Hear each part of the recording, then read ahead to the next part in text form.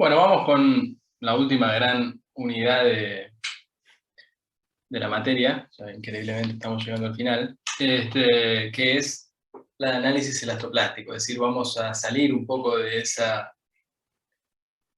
hipótesis que veníamos trayendo desde la primera clase, donde la respuesta era elástica. Ahora vamos a repasar un poquito qué significa elástica, pero lo que nos permitía, en un montón de aspectos, seguir siempre dentro de hipótesis lineales que después nos permitían superponer efectos y hacer un montón de cosas. Nos vamos a salir de eso, ¿bien? Vamos a entrar en el régimen elastoplástico, es decir, más allá de la elasticidad, y lo vamos a hacer para tres de las solicitaciones que vimos a lo largo de la materia. Es decir, lo vamos a hacer hoy para esfuerzo axil, lo vamos a hacer después para torsión y finalmente para el caso de flexión, que es tal vez el más interesante. Y con eso vamos a finalmente cerrar, ¿sí?, toda esta catarata de información que tuvimos a lo largo del cuatrimestre. Así que veamos un poquito en qué estábamos, ¿sí? Insisto, no sé si entonces ustedes no lo vieron esto, pero bueno, básicamente, ¿qué nos referíamos con elasticidad o con un material elástico? Nos referimos con un material que tiene una determinada relación tensión-deformación, ¿bien?, que puede tener cualquier forma, ¿sí?, pero que a medida que voy cargándolo, por supuesto se deforma, y cuando lo descargo vuelve por el mismo camino hasta su configuración inicial, ¿sí? Es decir, que cuando lo descargo vuelve por esa misma línea. Puede tener cualquier forma, pero por elasticidad nos referimos a eso, con que el material es elástico, es decir, recupera, ¿sí?, toda la deformación acumulada. En tanto la descargo, recupera esa deformación acumulada. Nosotros nos concentramos todos estos meses en materiales elástico-lineales, es decir, donde esa elasticidad no solo se cumple, sino que además esa relación sigma-epsilon es lineal. ¿Sí? Valga la redundancia, es lineal, y es lo que conocíamos como ley de Hooke, esa relación lineal entre epsilon y sigma que estaba dada por el módulo de elasticidad del material. Pero trabajamos entonces con materiales lineales elásticos, es decir, la descarga también sigue ese mismo camino, esa misma recta. ¿Bien? Bueno, en el otro extremo, podríamos llegar a tener materiales perfectamente plásticos, es decir, o rígidos plásticos, es decir, materiales que a medida que yo los voy cargando no se deforman, o sea, son rígidos, hasta que superan un determinado nivel de tensión, y a partir de ahí el material se deforma sin capacidad de tomar más carga, ¿sí? Como si fuera una especie de chicle. Lo puedo seguir alargando sin hacer fuerza, ¿sí? Eso sería un caso extremo de plasticidad perfecta. Lo que vamos a hacer nosotros en todas estas clases que siguen es representar o idealizar el comportamiento de los materiales que componen a nuestras estructuras como si fueran elastoplásticos, es decir, tienen un primer tramo elástico, después se supera un determinado nivel de tensión y se empiezan a comportar como plásticos, ¿sí? Así que básicamente lo que decimos es esto: el material va a empezar a comportarse de forma lineal y elástica en términos de la ley de Hooke hasta un determinado nivel de tensión, que es la tensión de fluencia, y a partir de ahí yo a ese material lo puedo deformar sin aumentar la tensión. O visto de otra manera, a medida que yo lo deformo, no es capaz de tomar más tensión, ¿sí? Ese es el comportamiento que vamos a asumir que tienen los materiales de acá a lo que queda del curso, ¿sí? Y la descarga de estos materiales, ya no vuelve por ese mismo camino, ¿sí? No vuelve primero horizontal y después cae hacia abajo. Si no, sería un material elástico. No lineal, sería bilineal, pero seguiría siendo elástico. Nosotros trabajamos con materiales que son elásticos en un primer rango y después son plásticos. Es decir, vamos a asumir que la descarga no sigue ese camino que recorrió hasta ahí, sino que vuelve paralelo a la parte elástica inicial. Es decir, la descarga es elástica, pero elástica con la primera pendiente. ¿Se entiende? Vamos a asumir que ese es el comportamiento del material.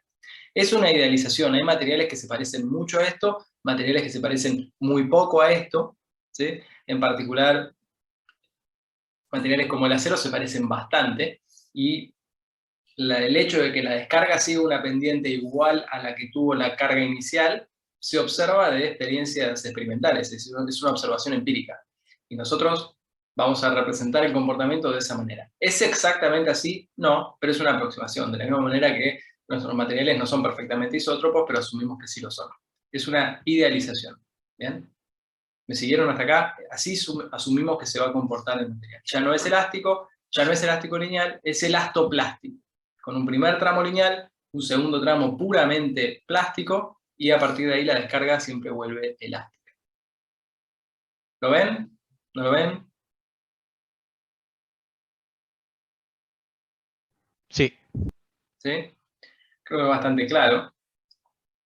Básicamente lo que eso nos dice es que al final de haber descargado un material de este tipo, nos van a quedar dos componentes de deformación. Una componente de deformación que decimos que es elástica y una componente de deformación plástica. Fíjense la diferencia entre una y la otra. La componente de deformación elástica es igual a la que tuve en este primer tramo. ¿Sí? La componente plástica es todo lo que vino después. Y fíjense qué importante es esto. La componente de deformación elástica la recupero. ¿Sí? Yo acumulé toda esta deformación. Toda esa deformación. Ahora, cuando lo descargo, recupero solo la parte elástica, lo cual tiene sentido, era la definición de elasticidad. Recupero esa parte. A todo el resto de la deformación ya no la recupero. Y esto lo que me quiere decir es que queda una deformación permanente en mi material. Y esa componente de deformación permanente, obviamente, es la componente de deformación plástica. Es una deformación que no se recupera. Es irrecuperable. El material queda deformado. ¿Bien? De vuelta, yo necesito ir paso a paso porque esto lo estamos introduciendo nosotros, así que necesito que queden claros estos conceptos. ¿Hasta acá me siguieron? Sí. Sí. Bien.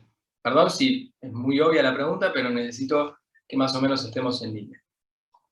Bueno, entonces, básicamente lo que tenemos es que cuando alcanzamos esa tensión de fluencia, sigma F, en general usamos en el curso, lo pueden encontrar a veces como sigma I, pero I en Y, es decir, por yielding en inglés, que significa fluencia. Al alcanzar esa tensión de fluencia, ya la ley de Hooke deja de ser válida. Ya no sirve más. ¿Sí? A partir de ahí, vamos a asumir que el material se deforma sin ser capaz de tomar más carga. Es decir, la máxima tensión que puede tomar el material es la de fluencia. Nunca va a poder tomar tensión más grande que eso. ¿Se va a romper? No, se va a deformar, ¿sí? Sin ser capaz de tomar más carga. ¿Cuándo se rompe? Cuando la deformación alcanza la deformación última. Nosotros, en general, decimos que esa deformación es suficientemente grande. A veces es dato, ahora no recuerdo bien si en la guía hay algún problema donde te digan cuál es la deformación última, pero muchas veces ese no es nuestro problema. Nosotros suponemos que después de haber alcanzado la fluencia, el material se sigue deformando. No se rompe, se sigue deformando sin ser capaz de tomar más carga, que no es lo mismo. ¿Está bien? Lo que sucede cuando deja de ser válida la ley de Hooke es que perdimos una de las tres linealidades que teníamos al principio. Recuerden bien al principio del curso, seguramente en la teoría hablaron de linealidad mecánica, que es básicamente que haya una relación 1 a 1 entre sigma y epsilon, lo cual después se traducía en que hubiera relaciones 1 a 1 entre esfuerzo normal y alargamiento, entre momento y curvatura, entre momento torsor y curvatura de torsión. Otra hipótesis de linealidad que seguramente plantearon es la hipótesis de linealidad cinemática, es decir, hablamos siempre de que teníamos pequeños desplazamientos, pequeñas deformaciones. ¿Sí? Y después teníamos también la linealidad estática, que la linealidad estática lo que quería decir es que a pesar de que el material se deforma, o la estructura se deforma, o se desplaza, al equilibrio lo puedo plantear siempre en la configuración inicial. ¿Sí? Y de esa manera podíamos trabajar con problemas lineales. Si en algún momento de sus carreras empiezan a ir a grandes desplazamientos, van a ver que eso no es así y tienen que ir actualizando la solución porque el equilibrio lo tienen que garantizar en la configuración deformada y se vuelve un problema normal. Pero mientras tengamos esas tres hipótesis, el problema era lineal y podíamos superponer efectos, es decir, podíamos decir que la respuesta del sistema para dos cargas era igual que la respuesta del sistema para una carga, para la respuesta con la otra carga y sumar los dos, por ejemplo, cosas que podíamos hacer. Entonces podíamos analizar por separado solicitaciones, podíamos analizar por separado temperatura y, qué sé yo, y cargas mecánicas, podíamos, con el principio de superposición de efectos, descomponer a nuestro sistema en hiperestático, imparios isostáticos, y después sumarlos, y de esa manera aplicar el método de las incógnitas estáticas. Bueno, en cuanto el material deja de ser lineal, y perdí una de las tres linealidades, en este caso la que perdí es la mecánica, ya deja de ser válida esa hipótesis de superposición de efectos, ¿sí? Deja de ser válida la hipótesis de superposición en esos casos. Así que empieza a cambiar un poco todo nuestro problema que veníamos tratando desde el principio del curso hasta acá. Vamos a hacer problemas muy sencillos, igual que no significan un cambio tan dramático, pero sí vamos a ver qué pasa cuando algún punto de la estructura o varios puntos de la estructura van superando ese nivel de tensión de fluencia. Vamos a ver que hay vida más allá de la fluencia, y eso es un poco lo que vamos a hacer en lo que queda del curso, con una idealización del comportamiento del material que es esta. Es una aproximación a cómo de verdad se comportan algunos materiales. ¿Está bien? Bueno, vamos a definir entonces, a la carga que lleva a mi sistema a que alguna fibra entre en fluencia como la carga de límite elástico. ¿Por qué decimos eso?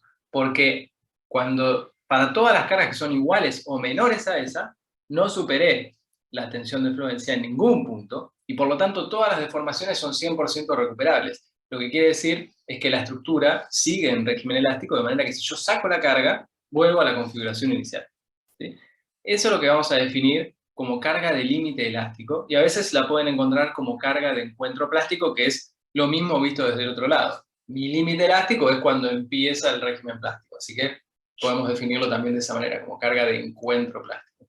Pero habitualmente yo me siento más cómodo con carga de límite elástico porque, nada, lo pienso más desde esa perspectiva. Es como mi límite, a mí me gusta estar en el régimen elástico, entonces mi límite es ese. Esa es la carga que hace que la primera de todas las fibras plastifique. ¿Bien? La primera de todas. Ahora, como les decía, hay vida más allá de que una fibra plastifique. Que no sea capaz de tomar más tensión una fibra no necesariamente significa que la estructura no sea capaz de tomar más carga, y tampoco quiere decir necesariamente que colapse. Pero sí va a haber alguna carga que es la que finalmente lleva a mi sistema al colapso. ¿A qué me refiero al colapso? A aumento de desplazamiento indefinido en ausencia de incremento de carga. Es decir, que la estructura se transforme en un mecanismo.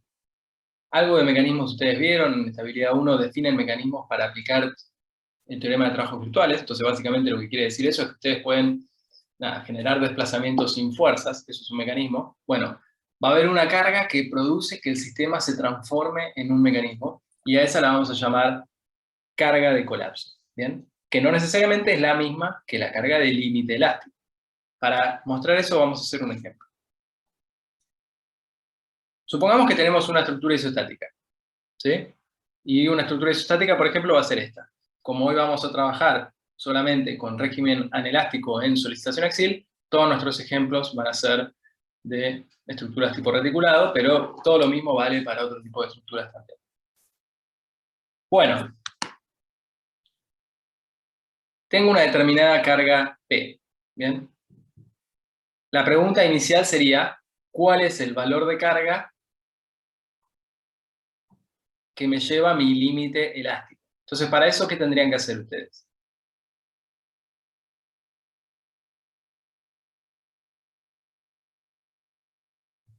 Es un problema que ya resolvieron, es decir, cuál es la máxima carga que puedo aplicar para verificar tal tensión de fluencia, ¿no? Entonces, básicamente van a resolver el equilibrio, van a llegar a un esfuerzo normal N1 en la barra 1, a un esfuerzo normal N2 en la barra 2, y determinarán cuál es el P más grande que pueden tener, de manera que sigma 1 y sigma 2 no superen o alcancen, sea igual a la tensión de fluencia. ¿Bien? ¿Hasta ahí me siguen? Sí, sí. Ahora, ¿qué pasa si yo quisiera que P fuese un poquito más grande que la tensión de fluencia? Es decir, supónganse que la que plastifica primero, supónganse que las dos secciones Vamos a un poco de análisis estructural. Supónganse que las dos barras son iguales en términos de sección, ¿no? O sea, las dos tienen el mismo material y sección. ¿Cuál va a plastificar primero? Bueno, ¿cuál quieren que va a plastificar primero? No importa. Bueno, la que diga va a estar bien. Supónganse que plastifica primero la barra 1, ¿sí? Supónganse que plastifica primero la barra 1. ¿Sí? La barra 1, entonces, a partir de ahí ya no puede tomar más carga. ¿No? No puede tomar más carga. La barra 2, ¿puede tomar más carga?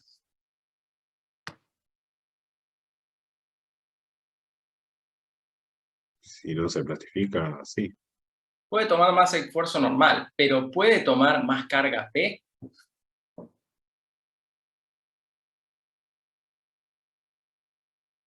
Creo que porque no, es una porque sola. si no se vuelve un mecanismo. Claro, o sea, si la barra 1 no puede tomar esfuerzo normal, la barra B, que necesariamente como es una barra, una biela, va a tener un esfuerzo normal en la dirección de la barra B2, perdón, ¿sí? La barra B2 va a tener un esfuerzo normal en esa dirección, y va a tener una componente horizontal, pero también vertical. Si nadie le ayuda a cancelar la componente de eso, se va a transformar en un mecanismo. Básicamente la pregunta sería lo siguiente. Bueno, supónganse que P es igual a PE. Entonces, para cargas mayores a PE, ¿el sistema a qué se empieza a parecer? Para cargas mayores a PE. El sistema ya se parecería a esto.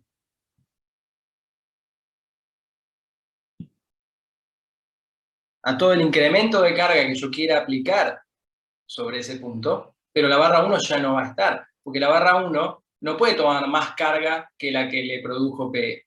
¿Eso se entiende?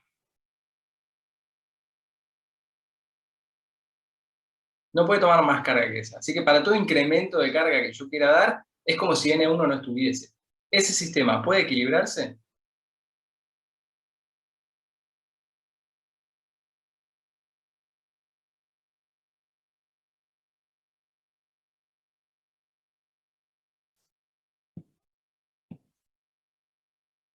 Yo podría plantear el equilibrio poniendo de manifiesto las fuerzas. ¿Este punto puede estar en equilibrio? No. Nunca va a estar en equilibrio. Es decir, básicamente, si yo saco la barra 1, lo que tengo es una especie de péndulo. La barra 2 se transforma en una especie de péndulo que gira alrededor de este punto. Es decir, es un mecanismo. Lo puedo desplazar horizontalmente sin ningún tipo de fuerza horizontal. Entonces, en estos casos particulares, en las estructuras isostáticas, ¿sí?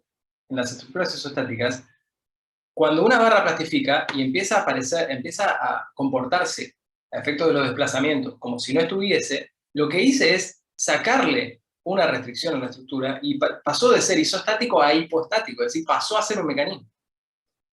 ¿Sí? Por lo tanto, en esos casos, en las estructuras isostáticas, no tiene mayor sentido hablar de carga de colapso o carga de límite elástico, porque son iguales. Necesariamente, cuando yo alcanzo el límite elástico, alcanzo el colapso en estructuras isostáticas. Porque no son redundantes. Cuando una de ellas, cuando una de todas las barras que la componen, alcanza el límite elástico, la estructura se transforma en un mecanismo. Eso pasa en estructuras de barras de reticulado isostático. ¿Sí? En este caso puntual. Ahora, en los hiperestáticos, donde lo que tengo es una restricción más respecto a las que necesito para satisfacer el equilibrio, eso no es tan así. Supónganse que ahora la que primero plastifica es la barra 2. ¿Sí? Entonces, si la barra 2 no está y la saco, ¿a P la puedo seguir tomando? ¿O al delta P que yo tenga, lo puedo seguir tomando? Sí, puede tomar más, Sí. puede seguir tomando más carga. Sí, porque en realidad B1 y B3 pueden tomar AP, ¿sí? De hecho, la estructura cuando le saco B2 es isostática. Es decir, puede seguir tomando carga, puede seguir tomando una adicional de carga P. Entonces, en estructuras hiperestáticas, en general, la carga de colapso es mayor a la carga de límite elástico, lo cual es una ventaja de las estructuras hiperestáticas como todas las que habitualmente tenemos. Actualmente nuestras estructuras son hiperestáticas, Y eso, que es más difícil para el cálculo, pero es una ventaja, porque obviamente le da cierta redundancia. Lo que me quiere decir es que si un elemento falla, si un elemento alcanza su límite elástico y empieza a deformarse sin incremento de carga, el resto de la estructura puede distribuir todos esos esfuerzos adicionales y hacerse cargo de la ausencia de ese otro elemento. ¿Bien? Son estructuras redundantes, donde el hecho de que falle un elemento no implica la falla de todo el sistema. ¿Bien? Ahora, obviamente puede haber algunas excepciones. Entonces, supónganse este caso como el que está acá, ¿sí?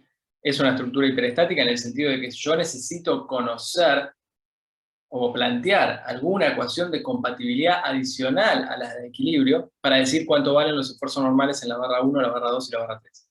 ¿Sí? Si yo no tengo alguna ecuación de compatibilidad, nunca lo voy a poder decir. ¿Y cómo se distribuyen esos esfuerzos o cómo se distribuye P en barra 1, barra 2 y barra 3? Dependerá de la rigidez axil de cada una de esas barras. Es decir, dependerá, en este caso las longitudes son las mismas, así que dependerá del material y dependerá de la sección transversal. Supongamos que las tres barras son idénticas. Supongamos que las tres barras son idénticas. ¿Sí? Entonces, básicamente, la ecuación de compatibilidad lo que me diría es que si ese travesaño horizontal es infinitamente rígido, lo que yo sé es que las tres barras se alargarán lo mismo, lo cual finalmente, como las tres barras son iguales, se traduce en que esos tres esfuerzos normales incógnitas, N1, N2 y N3, son exactamente iguales e iguales a P sobre 3. ¿Sí? Es un caso muy particular. Ahora, si N1 alcanza su esfuerzo normal de fluencia, o si la barra 1 alcanza su tensión de fluencia, la barra 2 también va a alcanzar su tensión de fluencia, la barra 3 también va a alcanzar su tensión de fluencia, y en ese caso tendríamos un caso muy, muy particular, donde la carga de encuentro plástico, la carga de límite elástico, PE, es igual a la carga de colapso. Pero es un caso particular. Habitualmente, en hiperestáticos, si bien la conclusión de esta filmina es que no todos los hiperestáticos esto sucede, en general, la carga de colapso en hiperestáticos es más grande que la carga de límite elástico. ¿Sí? ¿Hasta acá? ¿Estamos? Sí, sí. Bueno, entonces lo que decíamos, nosotros vamos a ver hoy solicitación axil en régimen elástico. Por supuesto, solo tiene sentido entonces que lo planteemos para estructuras hiperestáticas. ¿Sí? No tiene mayor sentido que discutamos el régimen elástico en estructuras isostáticas, porque todo termina cuando la carga alcanza la carga de encuentro plástico. O sea, no hay vida más allá de la fluencia. Entonces vamos a trabajar con hiperestáticos. Y lo primero que vamos a tener que hacer es ver cómo se distribuyen los esfuerzos normales, en este caso, cómo se distribuyen las tensiones, ¿sí?, en la estructura para un determinado patrón de cargas. Entonces lo primero que tenemos que hacer es resolver el hiperestático. Así que tenemos que volver al TP1, tenemos que volver a esfuerzo axil, recordar cómo resolvíamos hiperestáticos, puede ser por inspección, puede ser con el método de las incógnitas estáticas, como ustedes les guste, como ustedes se sientan cómodos, también en función de las características particulares del problema que se les plantee. Es decir, básicamente vamos a tener que ver cómo se distribuyen las tensiones sigma 1, sigma 2, sigma 3 debidas a esa carga P. Bien. El segundo paso siempre, habitualmente, si el problema está planteado de forma lineal, a veces la incógnita es diferente, pero el segundo paso vendría a ser, bueno, ¿cuál es la carga P más grande que yo puedo aplicarle a ese sistema de manera de que ninguna de las barras alcance la fluencia? O sea, básicamente lo que estoy buscando es justamente cuál es la máxima carga para la cual la primera de todas las barras alcanza la fluencia. ¿Sí? Entonces, una vez que yo despejé N1, N2 y N3, a PE lo puedo obtener como la máxima, ¿sí? Aquella es básicamente para aquella barra que tiene mayor N en función de P, lo que hago es despejar cuál es el P que me produce una tensión igual a la tensión de fluencia. Esto es más fácil hacerlo en un ejercicio que decirlo, pero básicamente la lógica es esta, ¿sí? Ver cuál es la menor de todas las cargas, o la mayor de todas las cargas P, para la cual ninguna barra entra en fluencia.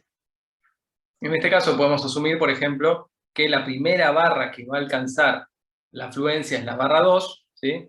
Y por lo tanto, en ese caso, uno podría despejar de esta forma cuál es el esfuerzo normal correspondiente a esa condición. Simplemente multiplicando el área 2 por la tensión de fluencia, ese va a ser el esfuerzo normal. Ese esfuerzo normal era función de P, así que finalmente despejo cuál es la carga que produce el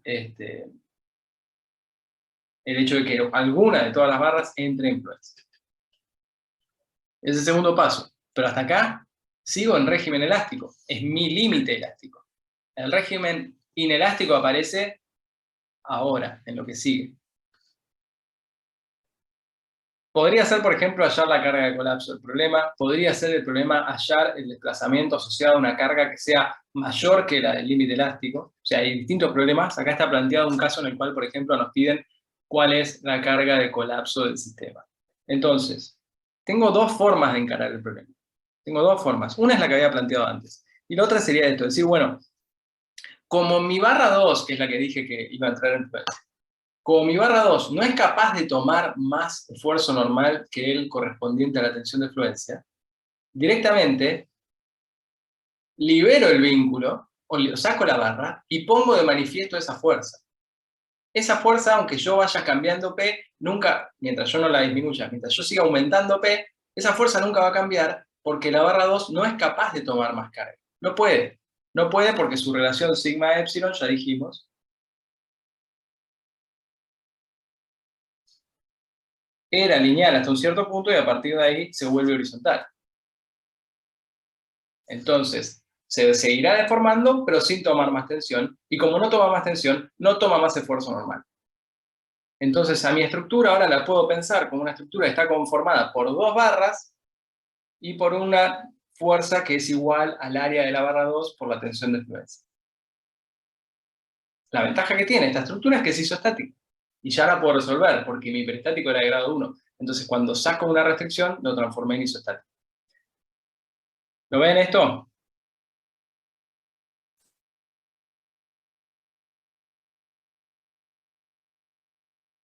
Este es por ahí el paso más importante. ¿Entienden qué es lo que estoy haciendo acá?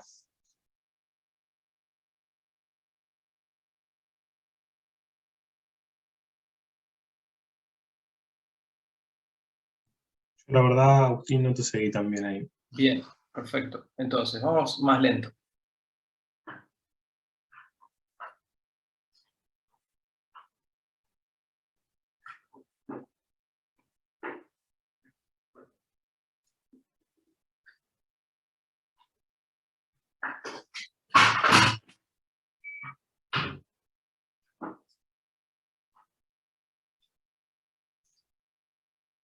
Ese es el sistema que estamos analizando, ¿sí?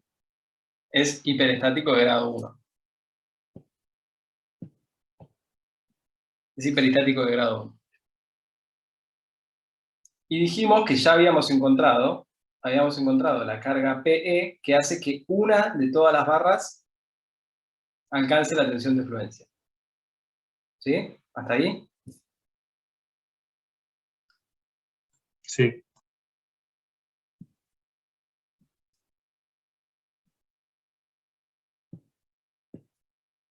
Entonces, lo que pasa es esto. Cuando P es igual a P, en este caso particular, sucede que N2 es igual a el área de la barra 2 por su tensión de fluencia. ¿Sí? ¿Hasta ahí estamos? ¿Sí? Sí, sí. Bueno, veamos cómo se fue comportando la barra 2 hasta que llegó a este punto. Cuando P valía 0, la tensión en la barra 2 valía 0, ¿no? Y cuando P valía P, la tensión en la barra 2 alcanzó la tensión de fluencia. Este punto que está acá corresponde a P igual a 0. Y este punto que está acá corresponde a P igual a PE. Esto para la barra 2.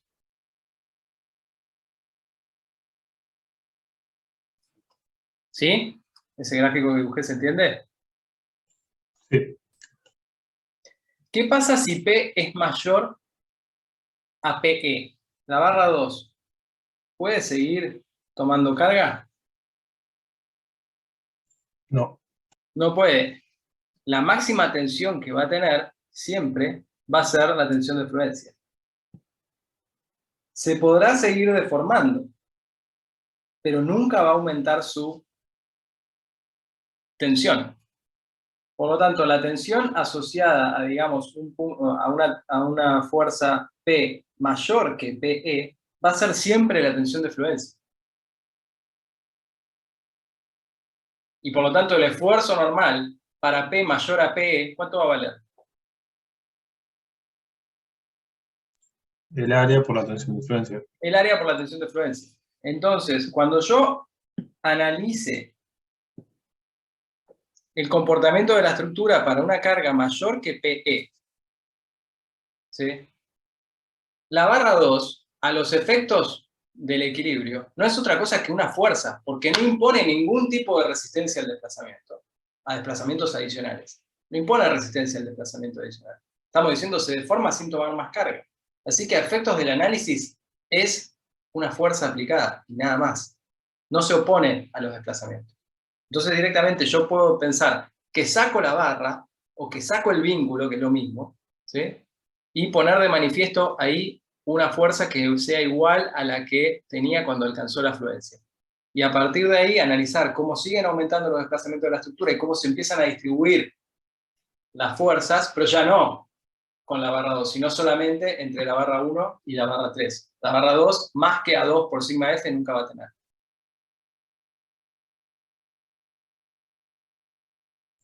¿Sí? Ya, perfecto. Ahora sí se entendió. Sí, sí. ¿Estamos todos en la misma línea? ¿Se entendió? Sí, yo sí. Igual en un ratito Manu va a ser un problema, así que nos va a sacar de todos estos apuros. Bien, entonces. Y básicamente entonces, después podemos despejar cuál es la fuerza PC que haría entrar en influencia a N1 o N3, ¿sí? Y de esa manera lo que vamos a tener ya una vez que dos barras de las tres entraron en influencia, ya la pobre barra que quedó solita no puede hacer nada al respecto y la estructura se transforma en un mecanismo. Esa es una forma de ver el problema. Así, reemplazando o poniendo de manifiesto en la barra que entró en influencia cuál es su fuerza. La otra forma de resolver el problema, yo habitualmente me siento más cómodo así, pero a veces soy medio marciano, como me siento cómodo con las cosas, sería decir, bueno, vamos a seguir analizando qué le pasa a la estructura después de haber alcanzado PE. Es decir, ya no voy a analizar la respuesta del sistema ante la carga total.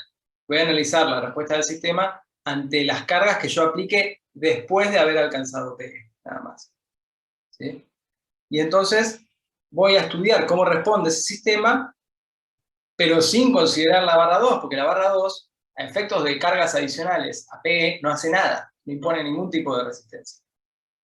Entonces lo que voy a hacer es analizar un sistema isostático en el que la barra 2 no está, o está sin ser apoyada, que es básicamente lo mismo, y lo que hago es calcular para ese sistema isostático cuáles son las solicitaciones debidos a ese delta P, debido a ese incremento de carga respecto a la carga de encuentro plástico o la carga del límite elástico. Y la respuesta total del sistema va a ser la suma de lo que ocurría cuando alcancé PE con lo que pasa ahora una vez que superé esa carga. Entonces básicamente se fijan, lo que estoy haciendo es obtener el esfuerzo normal que tenía en la barra 1 cuando la carga P es igual a PE, y a eso le sumo el esfuerzo normal en la barra 1 que produce ese incremento de P cuando la barra 2 ya no está.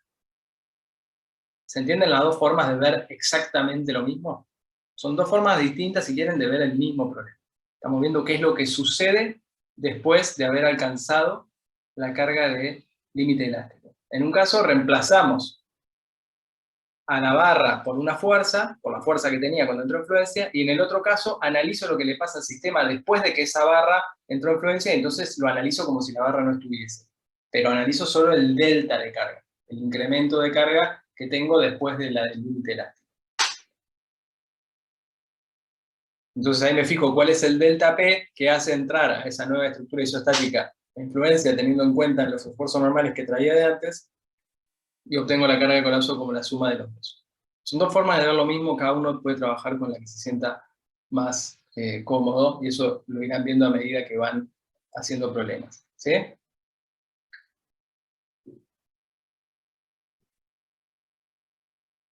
Bueno, y en la descarga, recordemos qué pasaba en la descarga. En la descarga los materiales, habíamos dicho que los íbamos a asumir que se comportaban de esta manera.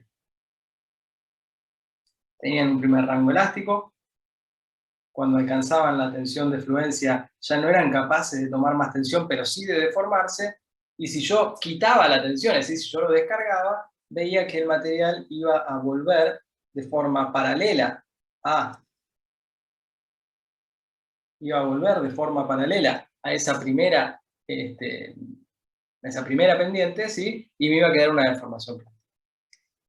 Lo que quiere decir es que si los materiales vuelven de forma elástica paralela a la primera rigidez, a la primera modulasticidad, si cada fibra del material hace eso, la estructura en su conjunto, cuando descarga, se comporta como si fuese elástico lineal infinitamente.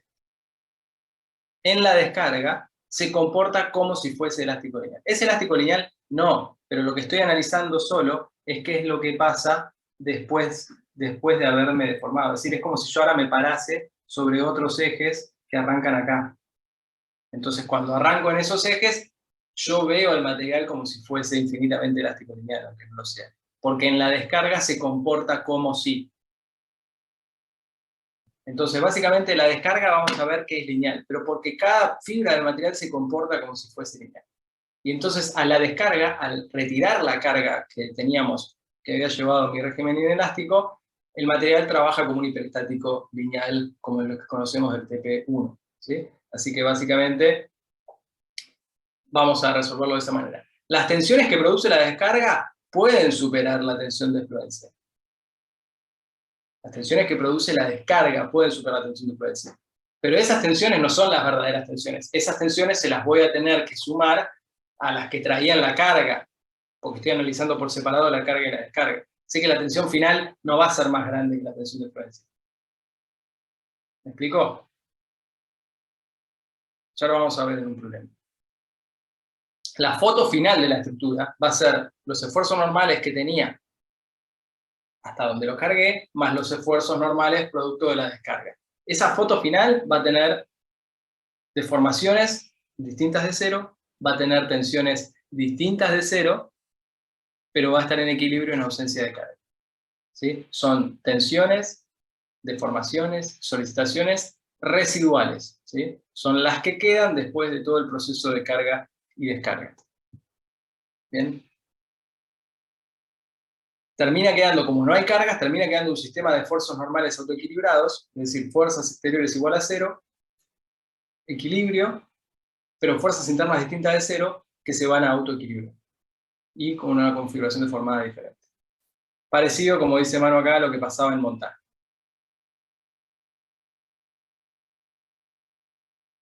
Así que, si les parece, hecha esta introducción, va a quedar más claro ahora cuando hagamos el problema.